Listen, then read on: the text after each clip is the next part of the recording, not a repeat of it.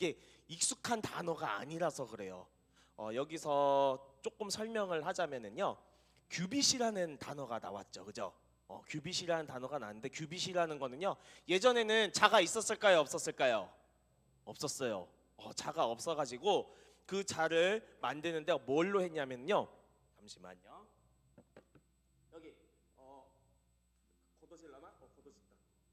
여기 남자 성인의 여기 손끝에서 팔꿈치까지 평균적으로 한 45cm에서 50cm 정도. 안 내려가. 나 살쪘나 뭐 어떡해. 배가 어쩐지 점점 나오더라.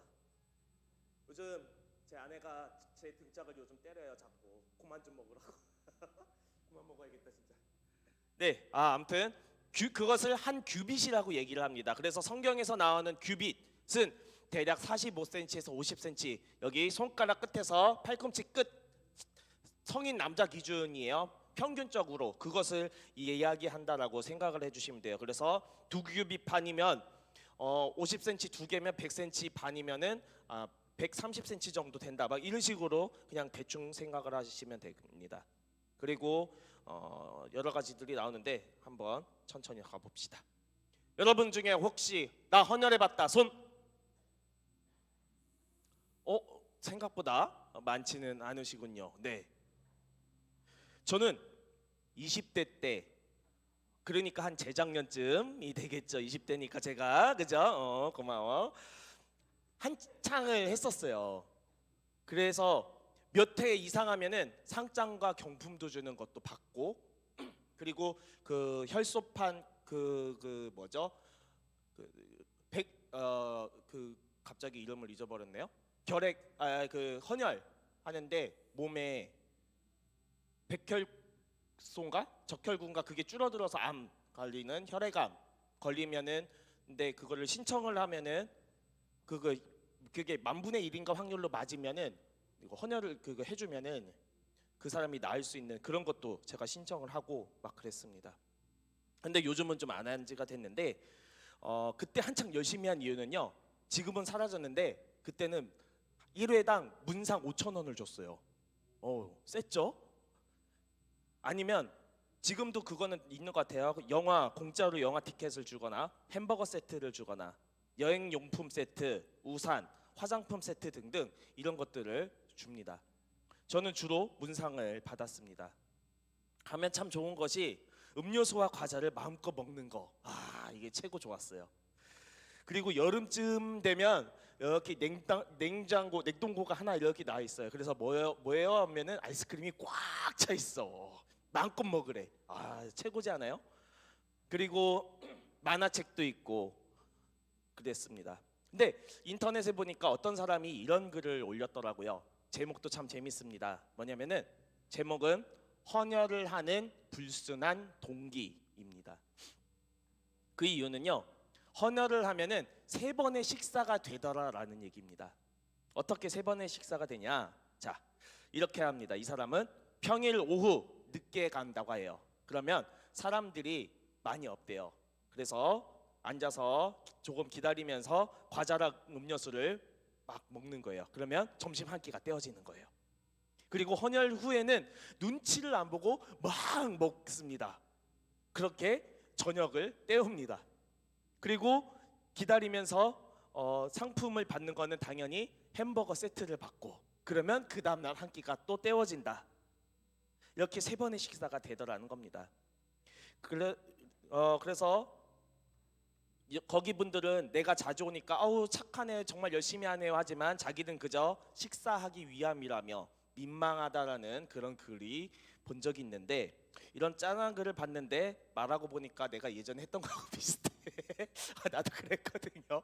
불순한 동기로 다녔어요. 어느 나라의 지진은 이야기입니다.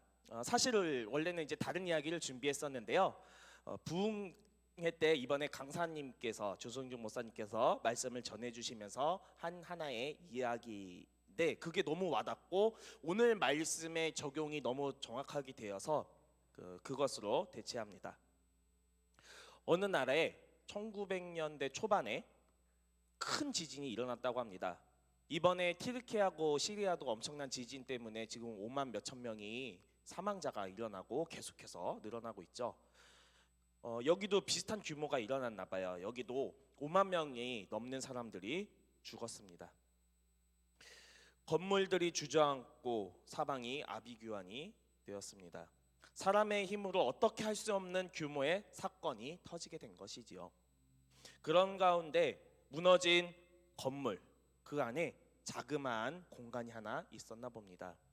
그곳에 엄마와 딸이 간신히 피해서 사는 거예요.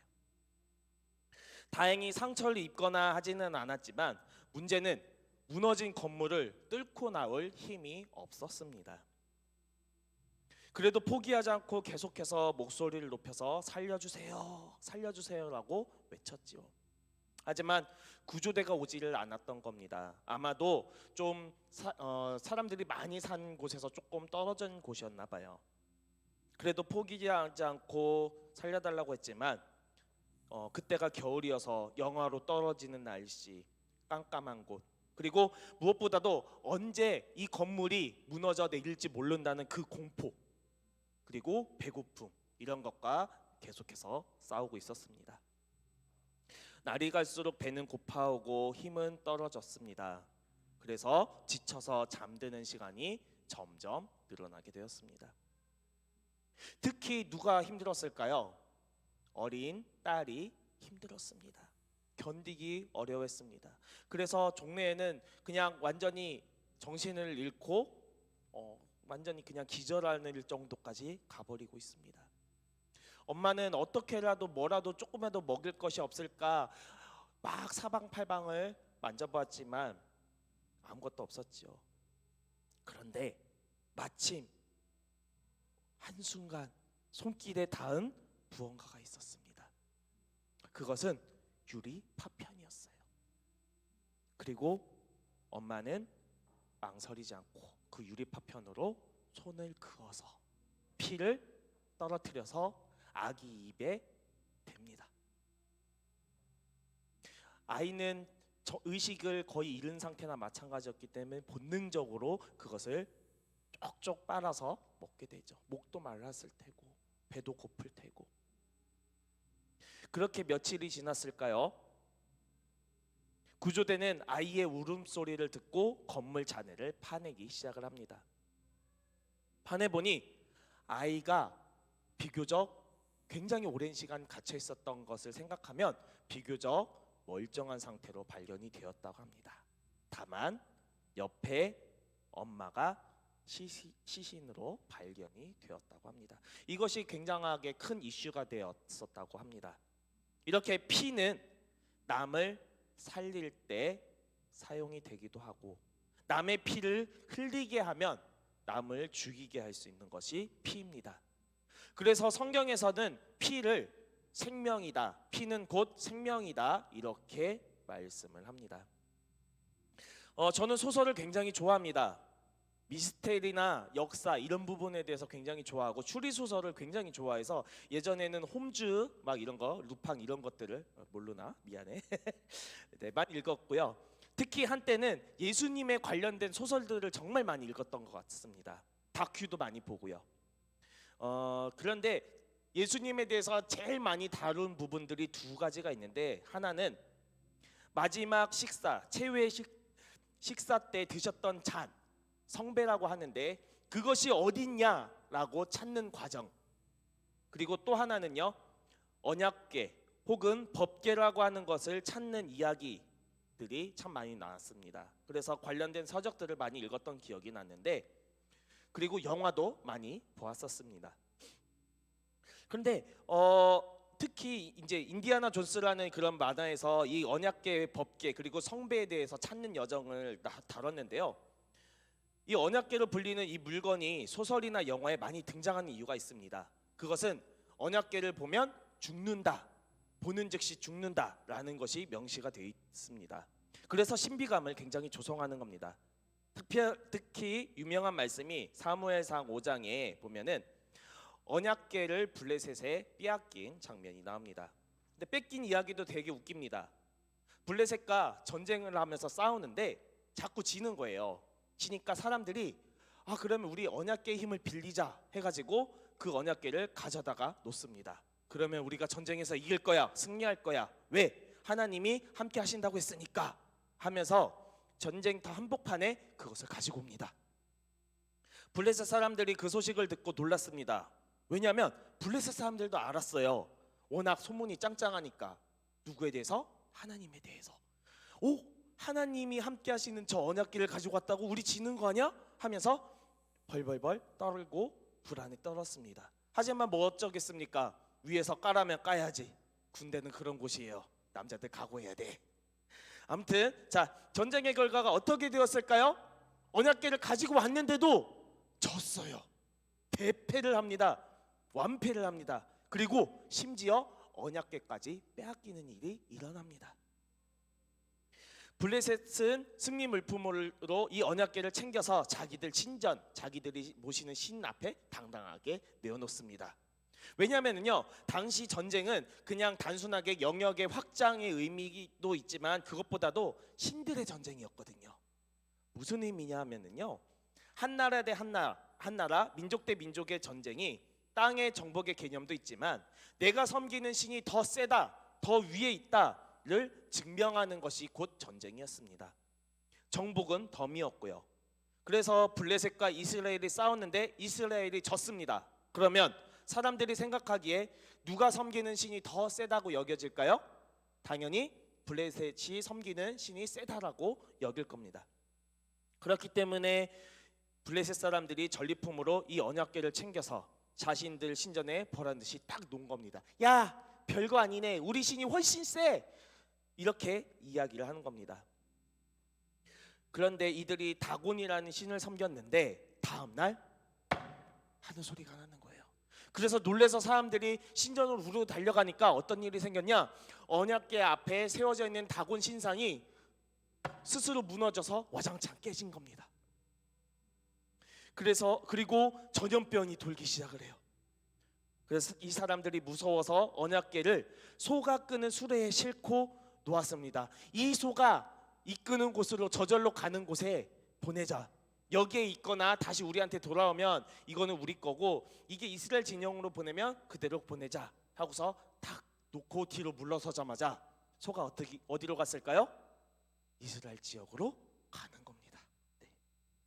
그리고 또 다른 하나는 이렇게 돌아온 언약궤를 한참 뒤에 다윗 왕이 되찾아갑니다. 근데 찾아오는 과정에서 하나님이 말씀하신 방법대로 가지고 오질 않았어요. 그래서 가지고 오는 중간에 소가 날뛰자 언약궤가 떨어지려고 하니까 뒤에 있는 사람이 얼른 이걸 딱 잡았어요. 잘했을까요? 못했을까요? 잘했죠. 왜냐하면 안 잡았으면 언약궤가 땅에 떨어져서 부셔지니까 이 사람이 이걸 보호하기 위해서 딱 잡은 거예요. 그런데 이 사람이 어떻게 되었을까? 잡자마자 그 자리에서 죽은 겁니다. 이런 것이 바로 언약궤예요. 그래서 사람들이 이런 부분만 기억하고 이런 것들을 재미있게 꾸며서 소설화, 영화화 하는 것입니다. 왜? 흥미로우니까. 그런데 우리가 과연 하나님이 이렇게 사람을 죽이기 위해 언약궤를 만드셨을까? 진짜 언약궤의 상징 그리고 만들어진 목적은 이런 것일까라는 것입니다. 당연히 아니겠지요. 사진을 하나 보여주시면 감사하겠습니다. 짠! 네, 제가 보내드렸. 네, 자, 이것이 이제 언약궤라고 하는 것인데 모형이 다 달라요. 왜 다르냐면은 지금 언약궤가 이 세상에 현재 어디 있는지 몰라요. 아무도 못 찾고 있습니다. 그래서 그냥 성경상으로 나와 있는 것으로다가 이럴 것이다라고 했기 때문에 그것이 그림이나 사진, 언약궤라는 것을 찾아보면은 조금씩 모양이 다를 수밖에 없지만 공통적으로 되어 있는 것은 이렇게 큰 상자라고 해야 되죠. 이 안에 담겨져 있고 사람들이 매는 것, 그리고 천사들이 날개로 이렇게 모아져 있는 이것은 거의 비슷할 겁니다. 그런데 하나님께서 이 다음 장면이 혹시 어떤 사진이었죠? 다음 사진이요? 네, 이렇게 빛이 나죠. 뭐냐면은 하나님께서 이 그룹 사이에 내가 너와 만나겠다라고 말씀을 하신 겁니다. 언약궤는 바로 하나님과 사람과의 만남의 달이었습니다.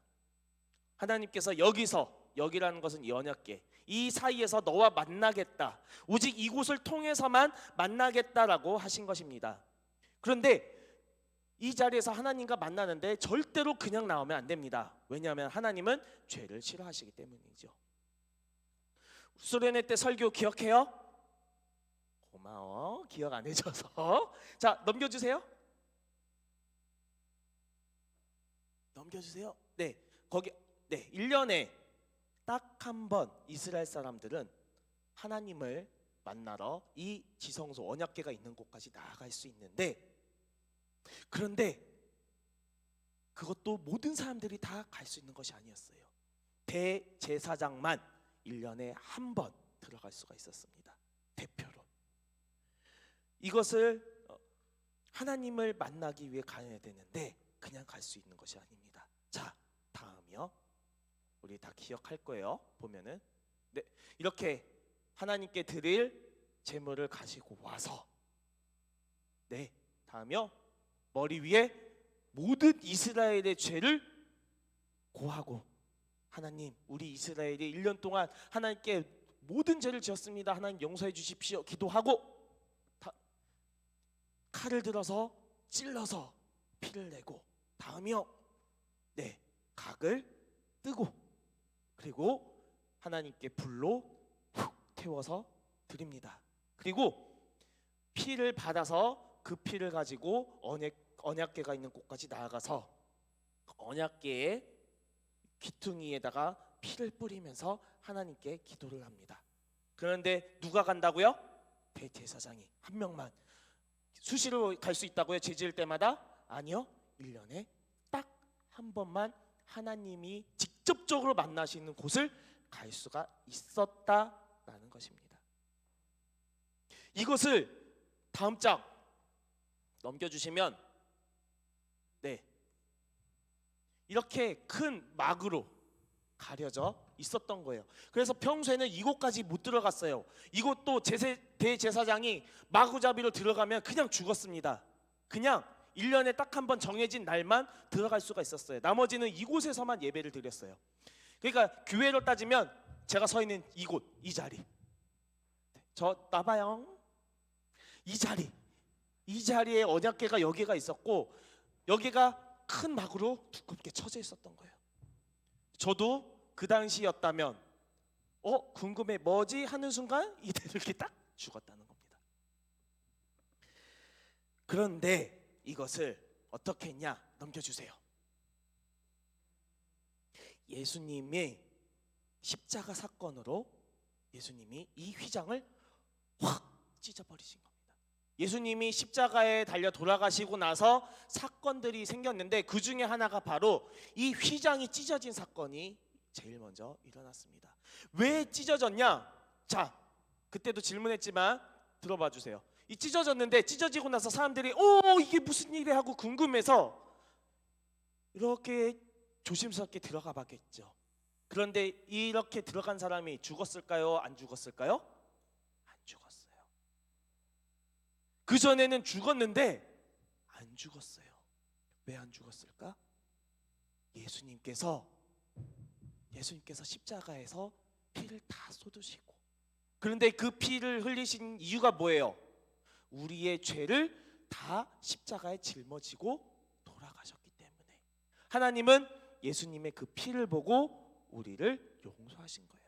그래서 이제는, 예전에는 1년에 딱 한 번, 그것도 대제사장이라고 하는 한 사람이 하나님을 만나면서 모든 죄를 구하면서 하나님 죄송합니다, 우리가 이런 죄를 졌습니다 했지만, 이제는 우리가 누구만 믿으면, 예수님만 믿으면, 예수님이 나를 대신해서 십자가에 달려 돌아가시고 모든 피를 쏟으셨고 나 때문에 그렇게 하셨다라는 것, 그 예수님의 피를 보고 나의 죄를 하나님이 용서해 주셨다라는 사실만 믿으면 우리는 이렇게 편안하게 이곳에 나와 있을 수가 있는 겁니다. 그냥 아니에요. 우리는 너무 쉽게 교회에 나온다고 생각을 합니다. 그냥 너무도 편하게 앉아있다고 생각이 됩니다. 여러분, 우리는 이 자리에 그냥 나온 것이 아니에요. 이런 하나님의 크신 은혜가 있기 때문에, 예수님의 이 크신 희생이 있기 때문에, 이 모든 것은 하나님의 사랑이기 때문에, 아버지의 사랑이기 때문에 우리가 이렇게 자리할 수 있었다라는 것입니다. 여러분, 그러면서 하나님은 새롭게 법을 개정하셨습니다. 새로운 법, 예전 법은 십계명으로 돌판에 새기셨는데 이제는 새로운 율법을 마음에 새기시겠다라고 하셨습니다. 그것은 바로 예수님이에요. 예수님이 십자가 사건을 믿으면 우리가 구원을 받는다. 새로운 계명을 하나님은 마음에 새기신다고 하신 겁니다. 그래서 예수님을 믿으면 우리는 모두 구원받게 되는, 살게 된다는 것입니다. 그래서 우리는 예수님의 피를 보배로운 피다, 귀중한 피다라고 이야기를 합니다. 이 사건, 예수님이 이 땅에 오신 이유, 예수님이 십자가에 달리신 사건, 피 흘리신 것, 왜? 누구 때문에? 나 때문에. 무엇 때문에? 나의 죄 때문에. 이것을 고백하는 사순절이 되었으면 좋겠습니다. 이제 이번 주, 다음 주 2주면 이제 끝나요. 벌써 사순절 40일이 벌써 지나갔습니다. 마지막이 돼가고 있어요. 그 여러분들은 어떤 마음으로 예수님의 이 십자가의 고난, 이 고통을 여러분들이 생각을 하고 있었습니까? 그냥 지나치지 않았으면 좋겠습니다. 다시 한 번 더 진지하게 이 예수님의 십자가의 사건을, 고난의 사건을 묵상하며 나아갈 수 있는 우리 고등부가 되기를 원합니다. 기도하겠습니다.